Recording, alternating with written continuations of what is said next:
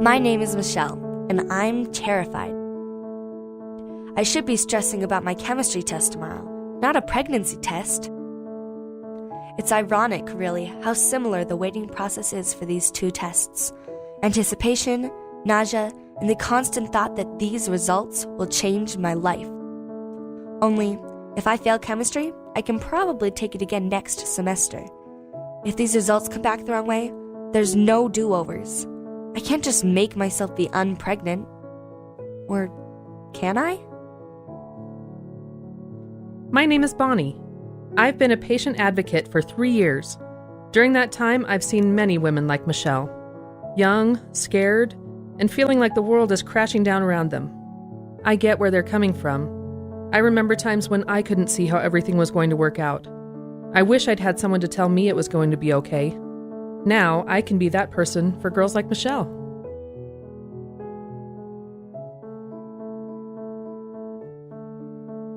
My name is Kathy. I became a nurse so I could help people. But sometimes we have to deliver unwanted news. Here at Journey Clinic, we come alongside people to offer support and resources. Sometimes just being the listening ear is what makes all the difference. I knew I was pregnant, but having a piece of paper confirming it just made the whole thing so real. Now I have to figure out what to do with that reality. So often, a patient's first concern after a positive pregnancy test is her parents' reaction. They worry about disappointing their parents, or just plain making them mad. We found out Michelle was already at odds with her parents over religious differences. How could she risk making that worse with an unexpected pregnancy? We discussed Michelle's options, but the only possibility she could see was an abortion. We talk with our patients about what their options are, and when they're set on abortion, we explain how important an ultrasound is. Abortion is a big step, and it's vital that a woman have accurate information before making her decision. I talked with Michelle about a free ultrasound at Journey Clinic so she could see if the pregnancy is viable, if the baby has a heartbeat, ensure that the pregnancy was in her uterus, and how far along she was. Every woman should have that information before deciding how to proceed. When the nurse first mentioned an ultrasound, I thought she was crazy. I don't want to get attached. But as she explained why an ultrasound would be helpful, it made a lot of sense. No need to get an abortion if I'm already miscarrying, right? But when we got into the ultrasound room, I knew I couldn't take it. My heart broke for Michelle. She had a trapped look in her eyes, like no matter what decision she made, it would be the wrong one.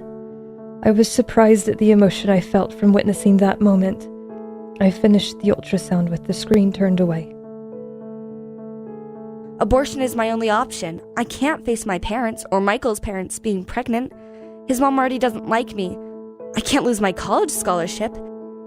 It's just too much. I was so glad that Bonnie and Kathy were there for me during my pregnancy test and ultrasound. They never once judged me or made me feel ashamed. This whole process would have been so much harder if I had to do it alone. I promised myself I would choose an abortion clinic the next day, after my midterm, and then make sure I never have to do that again.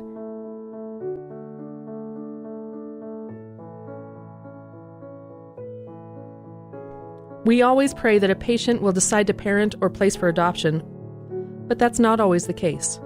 In those times, it's easy to wonder what I could have said or done differently. Could I have done more? Did I do too much?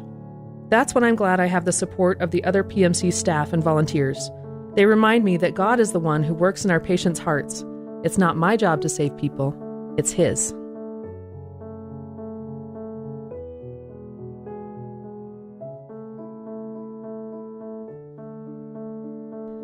A week after we met for her pregnancy test, I gave Michelle a call.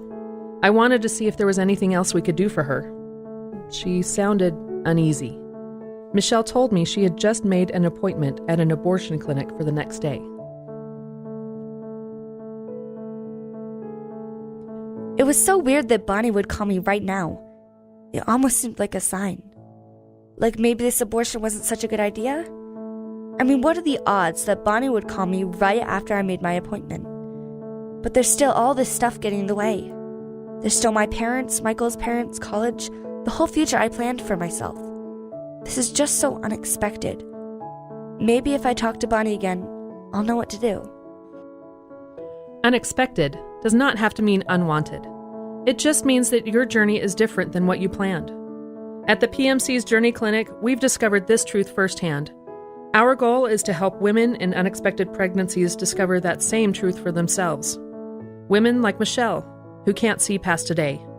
By coming alongside the PMC, you come alongside Michelle and the other patients like her. Women and men who need hope and healing. Will you help us bring that hope to Michelle?